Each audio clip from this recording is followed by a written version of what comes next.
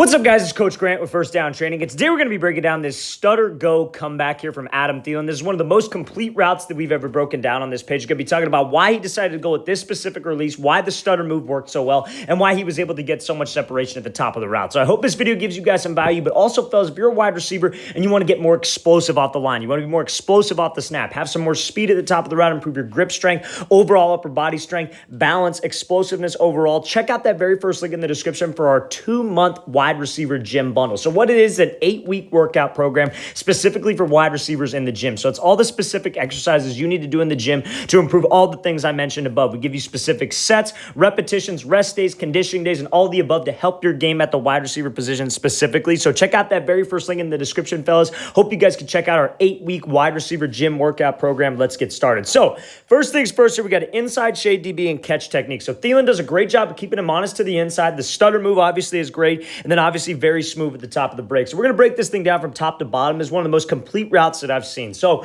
we got an inside shade DB, right? So why wouldn't Thielen just, okay, he's inside shade, you got to run a comeback, just take the outside release. Reason why he wouldn't do that is because this DB would get right into his hip, force him to the sideline, and a quarterback knows and a receiver needs to know that you can't run a comeback like a yard away from the sideline because you don't have any space to accelerate back downhill. A comeback is about making that break at the top and then accelerating out to win the race back to the ball. So I need space to do that. I need space from the sideline to do that. So you see how he attacks his leverage. He doesn't come up with this real fancy move. He doesn't slide him, do all these fancy moves, and then gets up into the route. It's just let's attack his leverage because the only reason he's inside shade in the first place is to protect the inside. So if I could give him just a little bit of a threat to the inside, that'll force him to stay disciplined. I attack his leverage, I square him up, just a little bit of a move will keep him to the inside, then I can push up vertical and stay on that straight path. So again, Thielen does such a great job of pushing up, no indicators with his pad level. Eyes are straight forward, shoulders and hips are both committed vertical. He's staying in stride, right? Now, this little stutter, obviously, that gets that DB to stop his feet, that gets his feet to drop, that gets his weight to drop.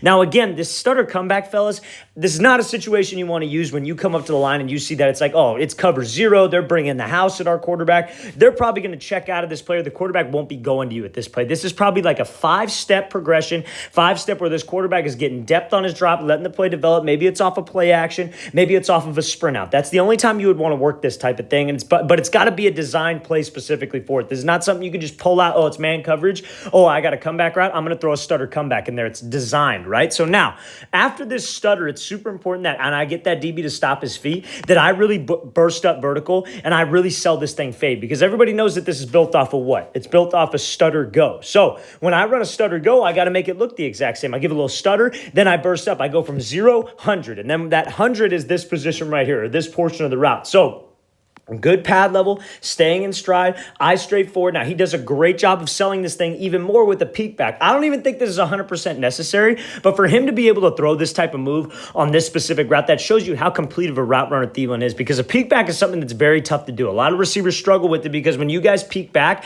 they love to raise their pad level up. But you see when Thielen, he keeps the same pad level. So if you guys are going to throw a peek back on a comeback, like a peek back's great to use for any kind of outside breaking route, like a corner route, out route, comeback route, maybe even a stop route where you like almost throw your hand up and then you just drop it off. But that peek back right there, it's so important that you keep this good pad level, and that's what Thielen does because it really sells like it's going vertical. If this DB's eyes get even a little bit high, he sees his eyes start to widen. We're looking back for that ball, quote unquote. That's what's going to get him to overcommit. And then if I could just have this sudden drop, I use my hips to be the thing that decelerates me, I can get out of this break. And you see when Thielen, how many steps does he take? He takes 1, 2, 3, 4, 5. 5 steps, right? But you see the amount of separation he's able to get because he sold vertical. Fellas, the selling of the fade and you being able to drop your hips suddenly on a dime, not about steps, is what's going to get you separation. So many guys get it twisted. So many guys think it's all, if I could get out of the break in 2 steps, I'll be good. That's not what it's about. It's about selling vertical. It's about dropping on a dime and creating separation as fast as possible and getting out of the break in the least amount of time spent, not the least amount of steps. Because if I could get out least amount of time